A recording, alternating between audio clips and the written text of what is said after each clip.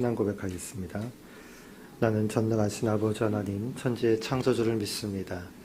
나는 그의 유일하신 아들 우리 주 예수 그리스도를 믿습니다. 그는 성령으로 잉태되어 동정녀 마리아에게서 나시고 본디오 빌라도에게 고난을 받아 십자가에 못 박혀 죽으시고 장사된 지 사흘 만에 죽은 자 가운데서 다시 살아나셨으며 하늘에 오르시어 전능하신 아버지 하나님 우편에 앉아 계시다가 거기로부터 살아있는 자와 죽은 자를 심판하러 오십니다. 나는 성령을 믿으며 거룩한 공교회와 성도의 교제와 죄를 용서받는 것과 몸의 부활과 영생을 믿습니다. 아멘. 찬송가 122장 찬양하겠습니다. 찬송가 122장입니다.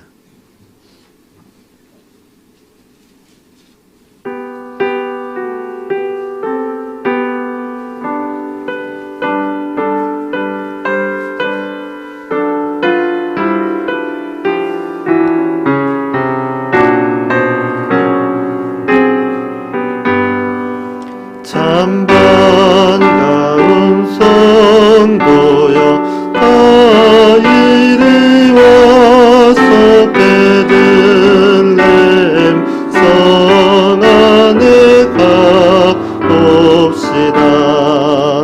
저 구유에 누이신 아기를 보고 엎드려 절하세 엎드려 절하세 엎드려 절하세 구주 나셨네. 저 천사여 찬송을 높이 불러서 이 광활한 천지에 울리어라. 주 하나님 앞에는 영광을 돌려 엎드려 절하세 엎드려 절하세 엎드려 절하세 구주 나셨네. 이 세상에 주께서 탄생할 때에 참신과 참사람이 되시려고 저 공정의 몸에서 나시었으니 엎드려 절하세 엎드려 절하세 엎드려 절하세 구주 나셨네. 여호와의 말씀이 육신을 입어 날 구원할 구주가 되셨도다. 늘 감사한 찬송을 주 앞에 들어 엎드려 절하세 엎드려 절하세 엎드려 절하세 구주 나셨네.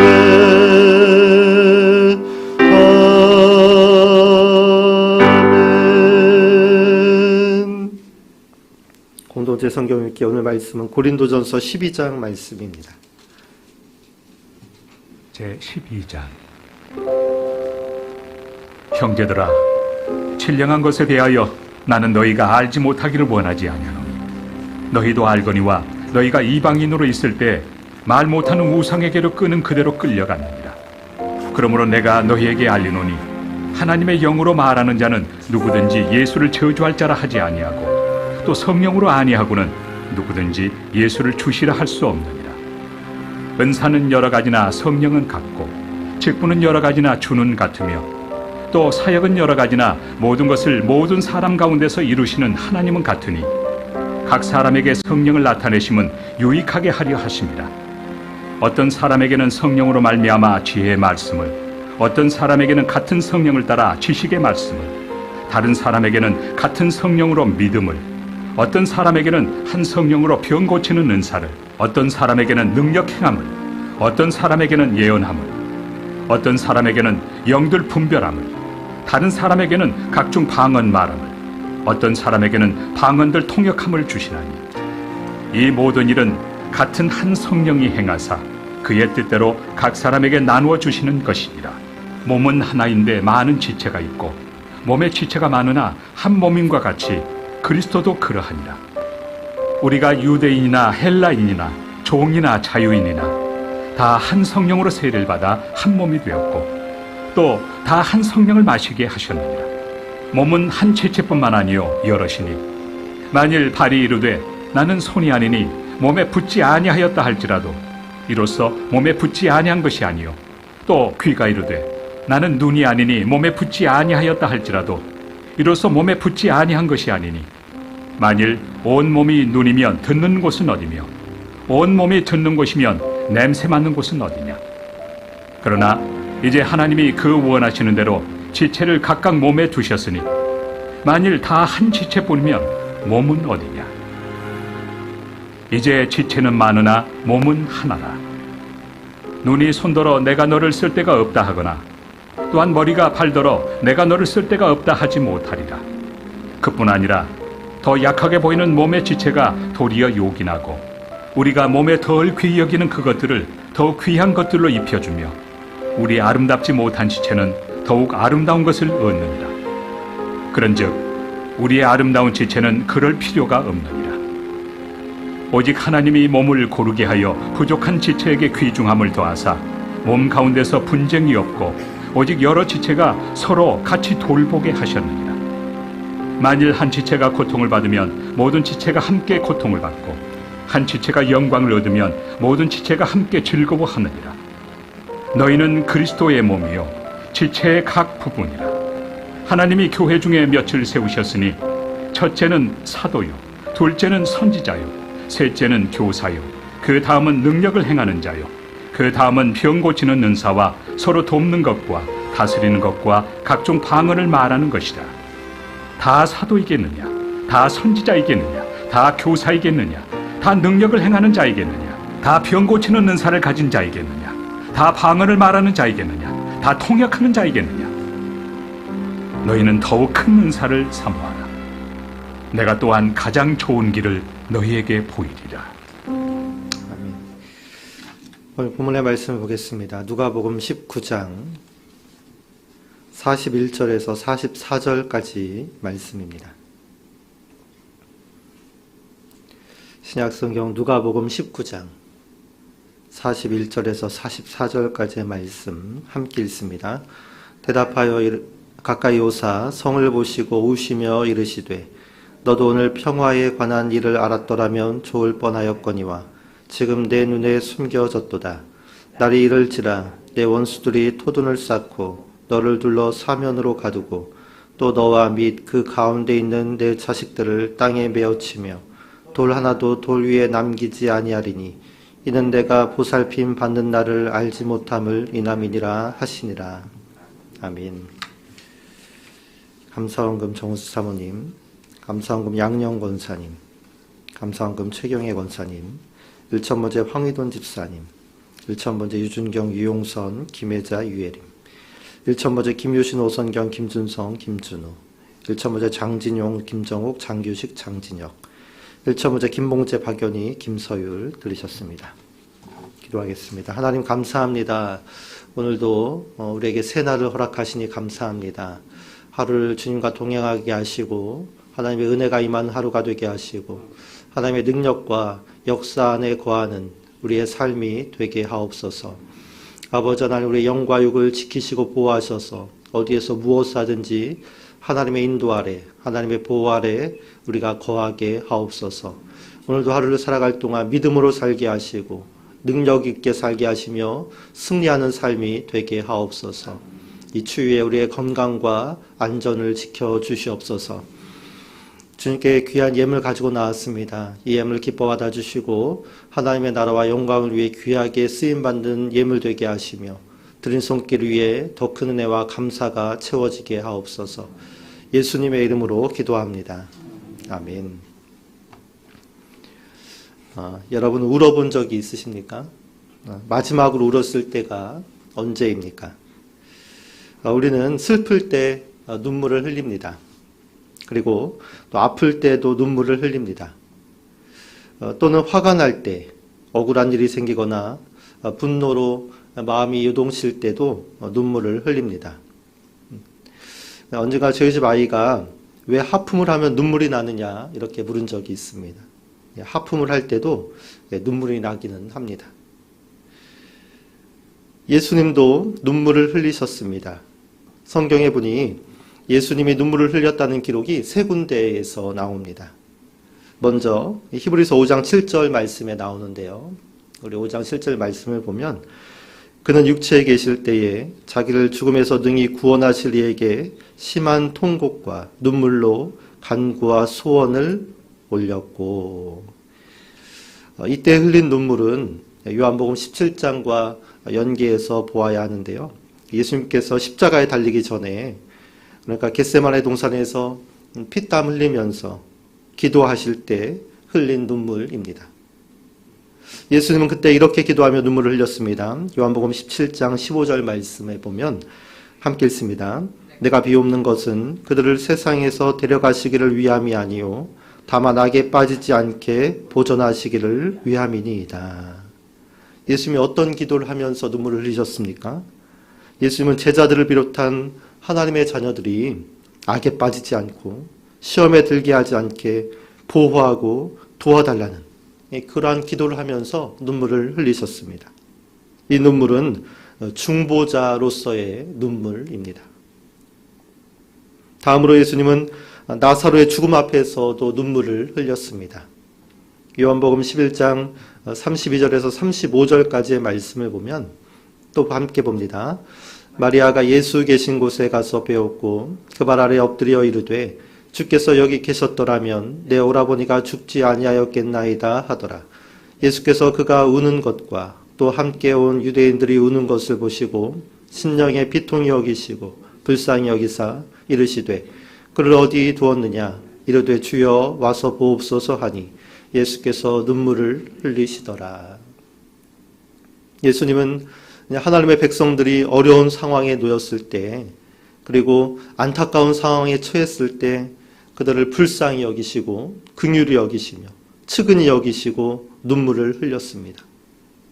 이때 흘린 눈물은 피조물을 지은 창조자로서 당시의 피조물들을 사랑하고 그 처한 상황을 안타깝게 여기는 마음으로 흘리는 창조자의 눈물입니다. 그리고 예수님은 세 번째로 예루살렘을 바라보며 눈물을 흘렸습니다. 그것이 오늘 본문의 말씀인데요. 다시 한번 본문 41절에서 44절까지 말씀을 보겠습니다. 가까이 오사 성을 보시고 우시며 이르시되 너도 오늘 평화에 관한 일을 알았더라면 좋을 뻔하였거니와 지금 내 눈에 숨겨졌도다. 날이 이를지라 내 원수들이 토둔을 쌓고 너를 둘러 사면으로 가두고 또 너와 및 그 가운데 있는 내 자식들을 땅에 메어치며 돌 하나도 돌 위에 남기지 아니하리니 이는 내게 보살핌 받는 나를 알지 못함을 인함이니라 하시니라.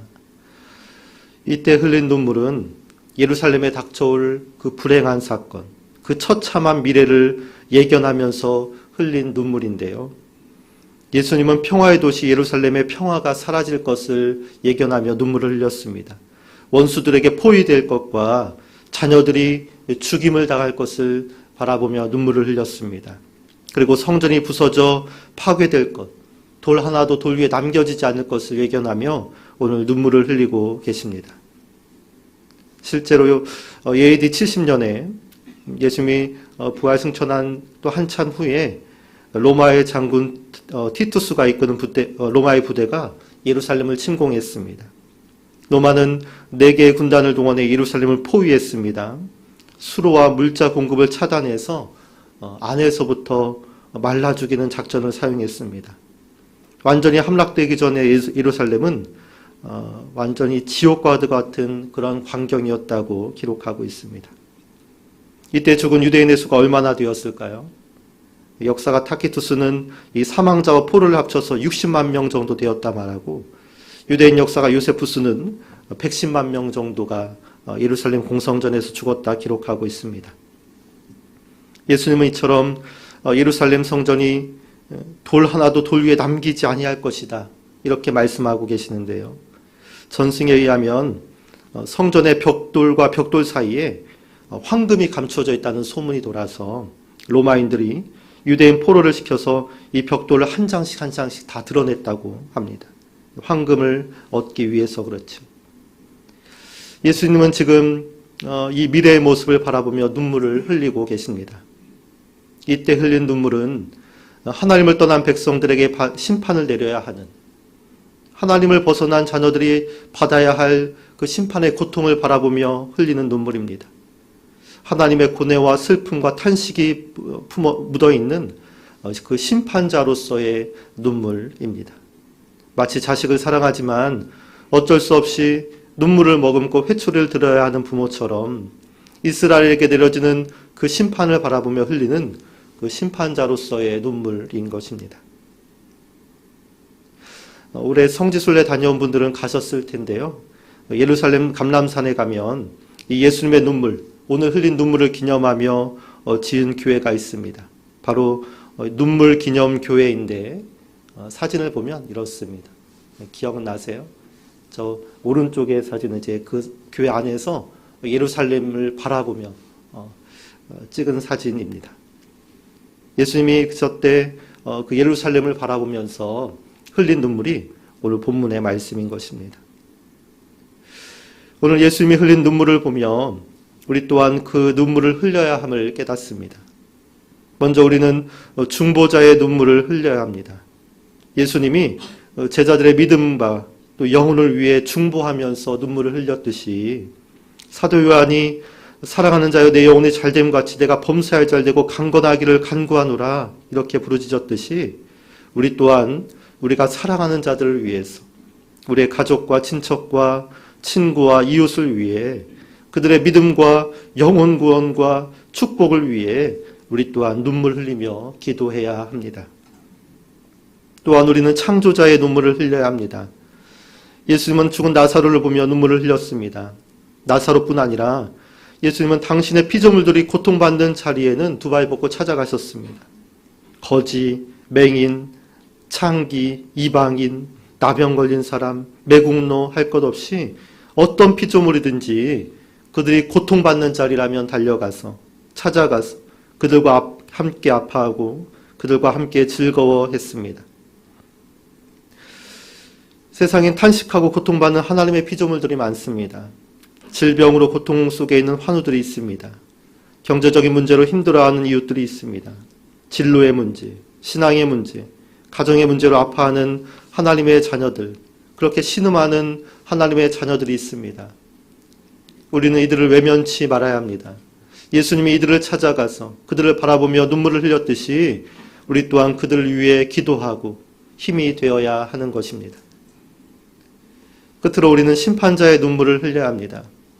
예수님이 오늘 멸망할 수밖에 없는 예루살렘을 바라보며 눈물을 흘렸듯이 우리 또한 세상을 향해, 우리가 사는 지역과 우리 인천과 또 나라와 민족을 위해, 또 그 선교지를 위해서, 복음이 닿지 않은 그곳을 위해서 하나님을 떠나면 심판을 피할 수 없음을, 또 형벌을 면할 수 없음을 그 탄식과 애통의 마음으로 그들을 구원에 이르도록 해야 하는 것입니다. 그들 위해 기도해야 하는 것입니다. 우리는 지금 성탄의 시간을 보내고 있습니다. 성탄은 우리가 앞서 찬양한 고백처럼 참 신인 하나님께서 참 사람의 모습으로 우리 곁에 오신 사건입니다. 오늘 예수님이 눈물을 흘리셨는데요. 예수님이 눈물을 흘렸다는 것은 하나님이 정말 인간이 되셨음을, 우리 곁에 오셨음을, 우리의 몸을 입고 이 땅에 오셨음을 나타내는 그 사건입니다. 성탄이 신화 속 이야기나 어린이들의 동심을 채워주기 위한 행사가 아니라 2000년 전에 유대 땅 베들레헴의 말구 위에서 실제로 이 땅에 오신 사건임을 나타내는 것입니다. 예수님의 눈물은 그것을 증거합니다. 이 성탄의 계절에 우리가 중보자의 눈물을 흘리고 창조자의 눈물을 흘리며 심판자의 눈물을 흘린 예수님처럼 우리 또한 우리의 옆사람을 위해서 중보하고 고통과 신음 가운데 있는 하나님의 피조물들을 위해 기도하며 주님을 떠나면 심판받을 수밖에 없는 세상을 위해 애통하는 그 예수님의 눈물을 가진 우리 모든 성도가 되기를 축복합니다. 함께 기도하겠습니다. 공동의 기도 제목을 놓고 첫 번째로 빈방을 드리는 믿음으로 성탄절을 준비하게 하소서. 또 우리 환우들에게 치유를 더하소서.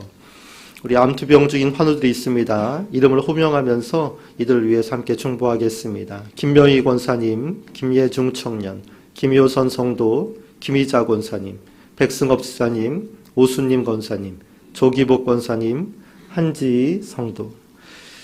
네. 말씀을 기억하면서 또 우리 환우들을 위해서 또 성탄을 준비하는 마음을 가지고 또 각자 개인 기도 제목들을 위해서 우리 주여 세 번 부르고 함께 합심해서 기도합니다. 주여, 주여, 주여. 살아계신 아버지 하나님 감사합니다. 아버지 하나님, 우리도 주님이 흘렸던 눈물을 하나님 흘리게 하옵소서. 하나님, 정말 가까이에 있는 사람, 우리의 이웃과 가족과 친구와 친척을 위해서 그들의 영혼 구원과 안위를 위해